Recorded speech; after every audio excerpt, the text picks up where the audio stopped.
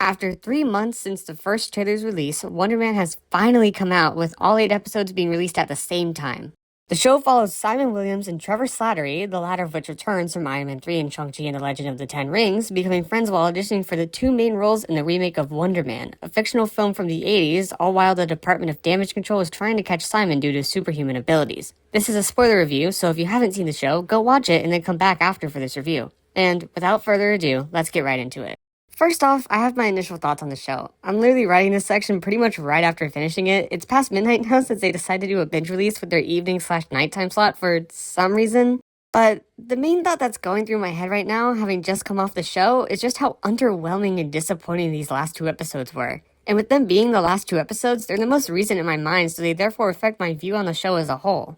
But with these episodes, and especially the penultimate episode, which was episode 7, for having what the show was building up to the whole time, especially when they're really putting those foreshadowing details in there nicely, with Barnaby betraying Wonder Man clearly being an allusion to Trevor betraying Simon, they just managed to make it fall flat.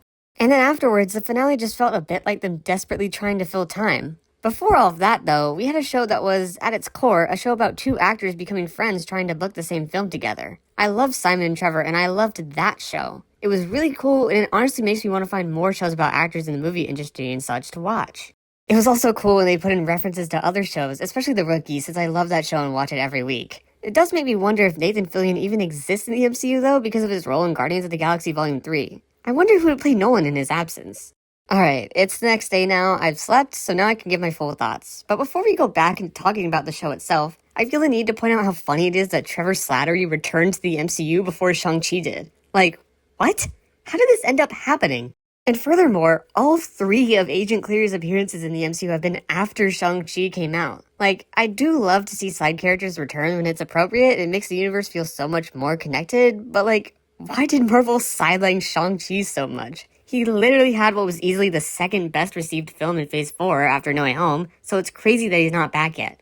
That being said, he will finally return in Doomsday this December, and I'm pretty excited for that. Okay, let's start with, the start, where Simon gets fired from American Horror Story. During this whole segment, I was basically just silently screaming at the TV for Simon to just shut up. I love his commitment to his characters, but that level of commitment is only for popular actors and lead roles. Which, he does become one later, and he gets to give his notes and have them be properly heard, so I guess it all worked out anyway. Then, in the rest of this episode, we get to see the start of Simon and Trevor's friendship and Simon finding out about Wonder Man and going and doing his audition. I was immediately suspicious when Trevor wasn't immediately creeped out or challenged by Simon showing up at the Wonder Man audition, so the reveal at the end of this episode that he was working with the Department of Damage Control to catch Simon immediately made sense. It still shocked me though.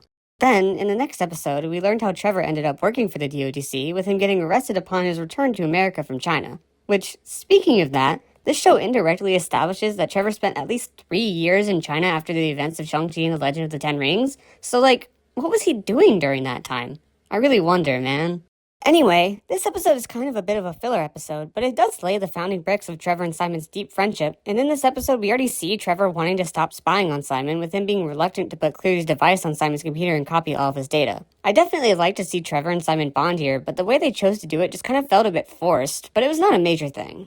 Then, in the episode afterwards, Cleary makes Trevor go to Simon's mom's birthday party to gather information, giving him a wire to wear, which he later destroys after bonding with Simon's family and officially upgrading to being in a close friendship with Simon after Simon accidentally uses his powers to destroy his mom's kitchen island.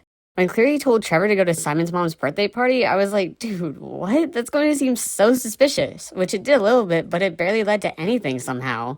Also, I do not like Eric, Simon's brother. He was truly embodying the annoying older brother that doesn't believe in the younger brother stereotype, but he did turn out to be proud of Simon at the end, so he got redeemed a little bit. Overall, I really liked this episode, even if it did have the least amount of Hollywood stuff so far.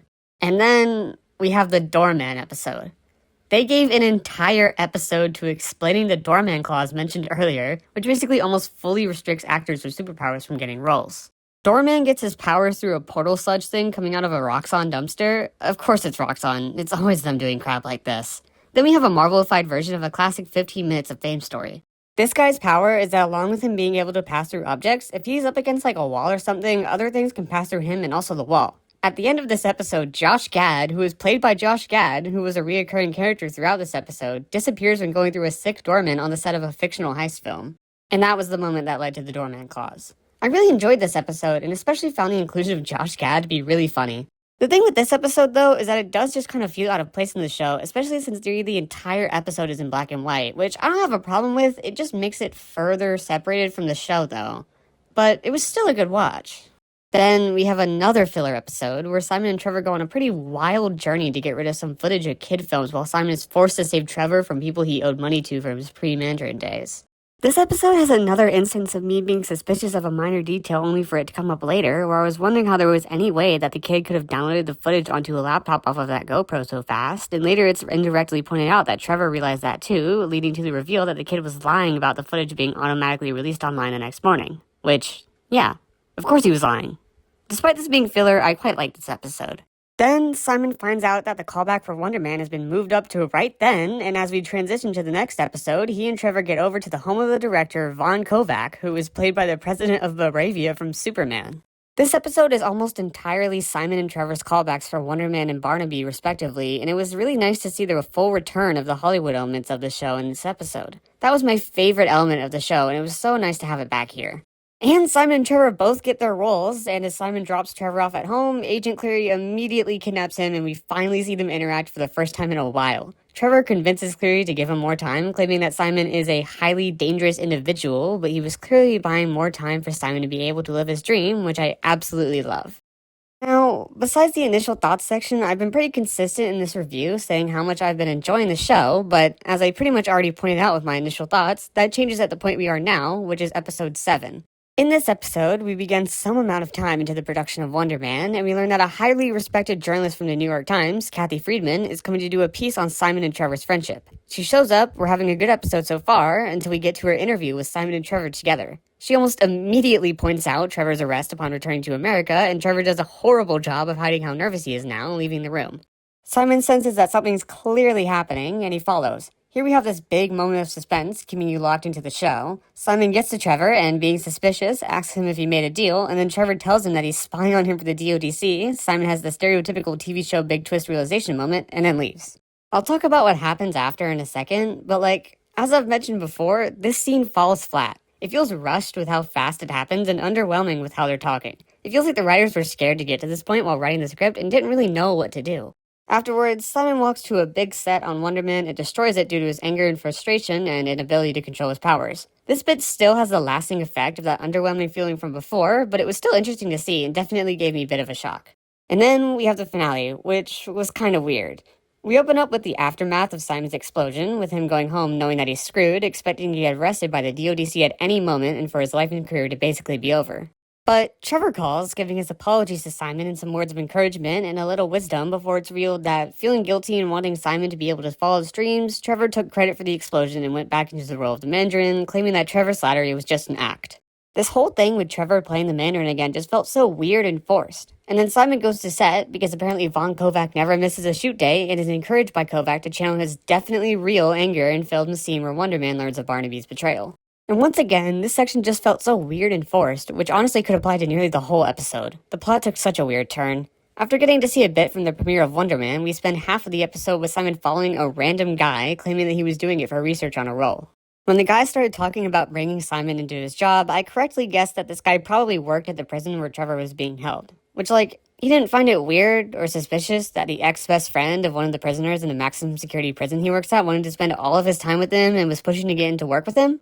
Anyway, Simon breaks Trevor out, while, coincidentally, Cleary is there talking with his boss about Simon and the explosion at the Wonder Man set. And here's the thing. I get Simon's mentality of not wanting his innocent friend to be rotting in prison, but this was Trevor's choice, and he did it so that you would be able to become a hugely successful actor. And not only that, but Trevor probably would have ended back up in prison anyways without even having to do that. Simon's really just going to throw his entire career and life away for someone that already did the same thing so that he could have a career and life in the first place. It was an insane choice for Simon in this show. This was such a weird finale. Anyway, overall, I really enjoyed this show up until the end, so I'm going to give it a 7.5 out of 10. I wonder what they'll do if we ever get to see these characters again, especially if the show manages to get a second season. Oddly enough, I do think that out of everyone in the show, Agent Cleary is the most likely to come back, considering anytime anyone from the Department of Damage Control shows up, he's always there. And hey, what did you think of Wonder Man? Was it good? Bad? Mid? Let me know down in the comments, and thank you for watching.